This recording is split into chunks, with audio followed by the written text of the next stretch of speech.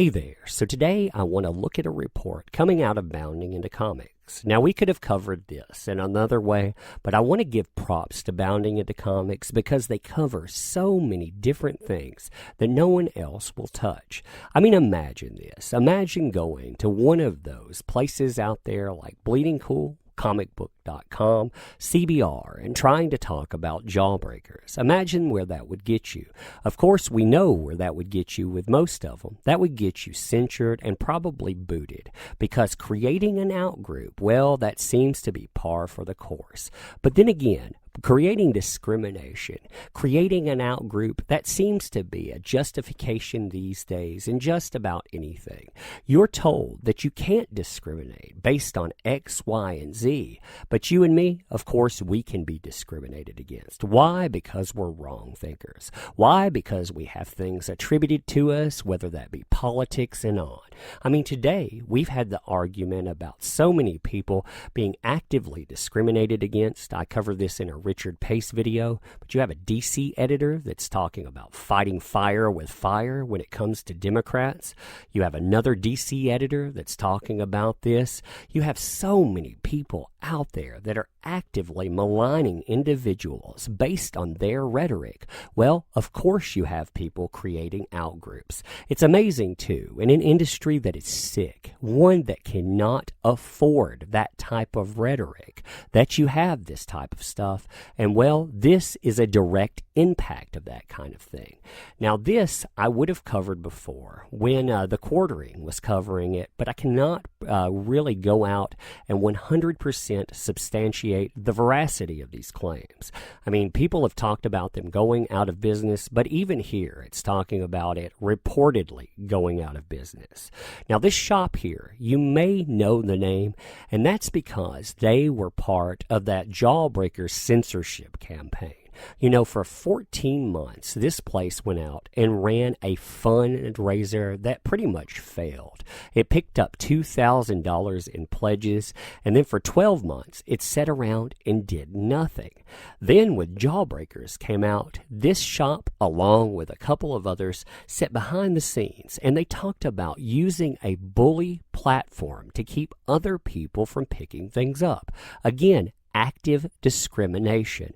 You know, so many people told Richard C. Meyer to go out and to go and do his own thing, but of course when he did his own thing, when it was highly successful, they couldn't have that represented out there. So you have to have all of these components, whether they be people that are driven by ideology within the industry or people that bring you books or so on, because pandering is more important than profit.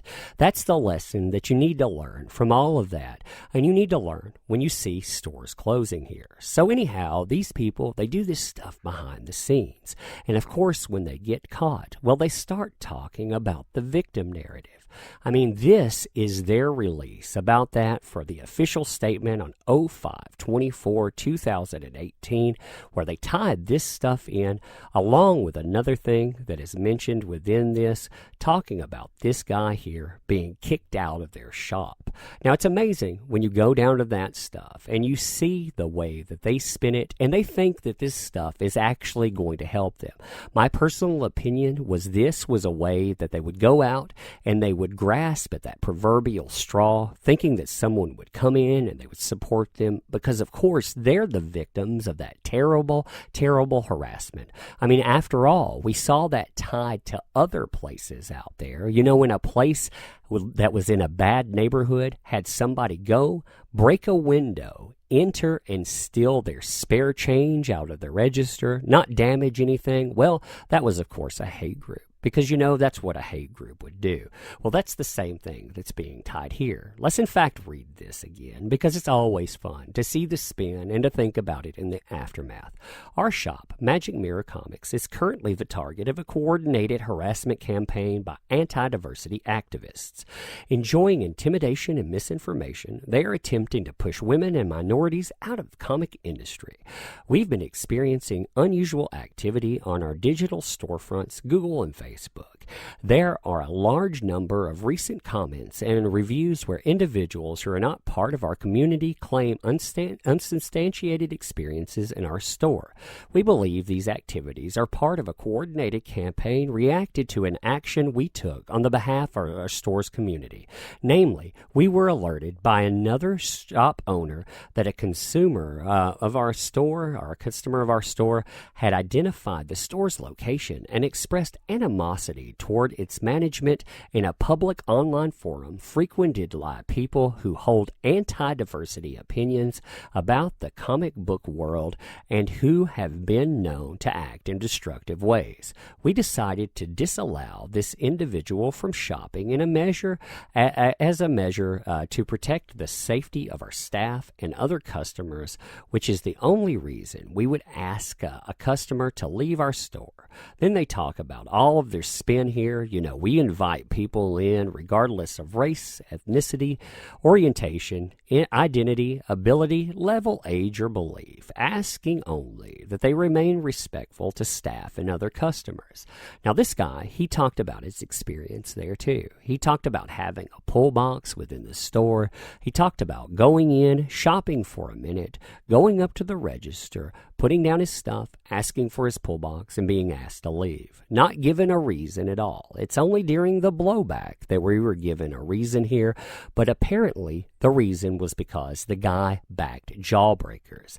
They're saying that the guy went online and he was actually throwing a lot of shade at that place too, you know, with a lot of those other anti-diversity activists. It's amazing that you could be an anti-diversity activist because you ask for professionalism with this industry, you ask for a good product, and you say that this bullying platform cannot be allowed to exist.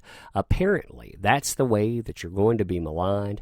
Well, and apparently, this doesn't work out as far as businesses are concerned. As Bounding Into Comics reports here, Magic Mirror Comics has deleted their Twitter page, their Facebook page, and their Tumblr account. Their Instagram is still active, and their website is still up and running. When attempting to call the store, the phone rings for a number of minutes before disconnecting. Now here, Dylan is celebrating the shop's reported closing. You know, he's talking about there, you know, MFW, the comic shop that kicked me out, is rumored to be going out of business. I mean, what do you expect when all you do is preach diversity and then ban someone for thinking differently than you? And of course, that's the truth behind that. What happens when you do that? Well, of course, you're turning down money. And again, in an age of pandering over profit, well, your door's shut, and suddenly you find yourself out there asking for money from all of those terrible, terrible people out there. Because, of course, those terrible, terrible people, they're the ones that actually have money too. So anyhow, tell me what you think about this. I think it was personally coming anyhow. I think that these people were looking at a shop that was going to close down no matter what because they were begging for money and no one seemed to care. Now, I heard rumor that someone actually invested quite a bit of money in them, that it gave them a substantial amount there, but when they utilized that, they utilized it and weren't paying rent. Now, this is, again, all unsubstantiated. This is all rumor. I cannot verify any of it. I'm just talking about what I've heard out there. And, of course, when you do that, if that kind of stuff is true, well, you got a problem. If you're out there begging for money and no one cares, you have a problem anyway. And when you're asking consumers to foot the bill for you going out and moving to a new space, so basically you can offer them the same commodity as the places out there that aren't asking them to foot the bill for your new space, well, you got a problem there too. And again, when you go out and you actively participate in the harassment of people, only to spin that as being diverse and to be anti-harassment, well, that stuff, it doesn't go over well either. So anyhow, tell me what you think about this stuff. Isn't it interesting? Thank you.